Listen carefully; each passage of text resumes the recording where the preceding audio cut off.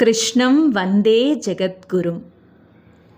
అందమైన కళ్ళు, ఘల్లు ఘల్లుమనే గజ్జలు, ఉంగరాల జుట్టు, నెమలి పింఛం, మధురమైన మురళీగానం, చేతిలో వెన్నముద్ద, అతసీ పుష్పం లాంటి నల్లని శరీరపు రంగు, ఆశ్రయించిన వారిని కాపాడాలని నిరంతరం తపనపడే కరుణ కలిగిన చల్లని చూపులు, ఇవన్నీ కలిపితే మన చిన్ని కృష్ణుడు. ఆహా, ఏం ఆకర్షణ, ఏం సౌందర్యం!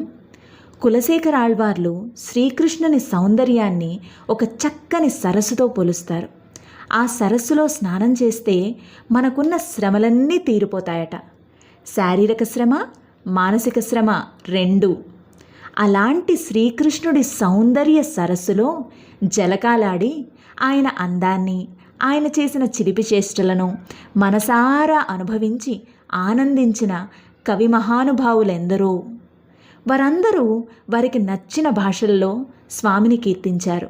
ఎందుకంటే స్వామిని కీర్తించడానికి భాష ఎప్పుడూ అడ్డు కాదు.